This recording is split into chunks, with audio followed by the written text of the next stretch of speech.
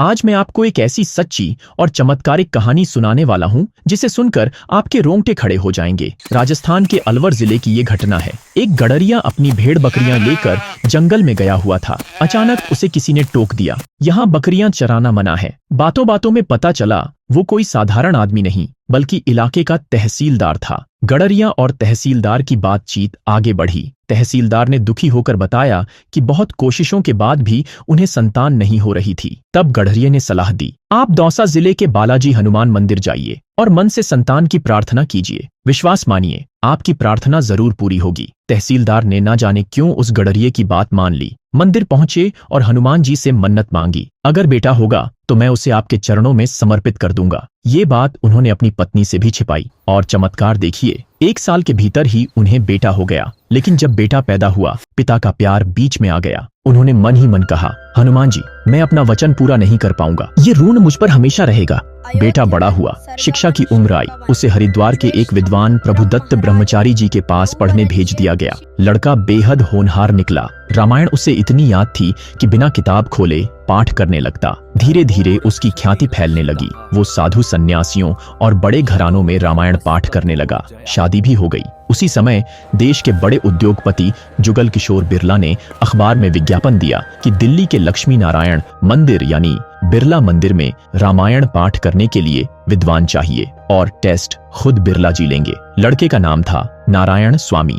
वो अपनी पत्नी के साथ टेस्ट देने पहुंचे। जब उनकी बारी आई तो उन्होंने बिना रामायण हाथ में लिए पाठ शुरू कर दिया। फिर बिरला जी के आग्रह पर हारमोनियम बजाकर गाकर भी रामायण सुनाई। बिरला जी भावुक हो गए। नौकरी पक्की हो गई। 350 रुपए की तनख्वाह, रहने को कमरा और चलाने के लिए कार। जीवन पूरी तरह बदल गया। पैसा, शोहरत और बिरला परिवार का सानिध्य। इसी दौरान बिरला जी के गुरु चमत्कारी संत नियम करोली बाबा दिल्ली आए। बिरला जी ने उन्हें प्रसन्न करने के लिए नारायण बाबा का रामायण पाठ रखवाया। जैसे ही नारायण बाबा कमरे में पहुंचे, नियम करोली बाबा ने सीधे कहा, तेरे पिता ने हनुमान जी से धोखा किया है। ये सुनकर नारायण बाबा चौंक गए। अपने पिता के खिलाफ वो कुछ सुनना नहीं चाहते थे, लेकिन तय हुआ कि अगर ये बात सच निकली तो नारायण बाबा उन्हें गुरु मान लेंगे। तुरंत वे अलवर अपने पिता के पास पहुंचे। पूछा, एक संत कह रहे हैं कि आपने हनुमान जी को धोखा दिया है, ये कैसे हो सकता है? पिता ने गहरी सांस ली और कहा, बेटा, वो संत कोई साधारण इंसान नहीं, ये सच सिर्फ हनुमान जी को पता था। मतलब वही हनुमान जी थे।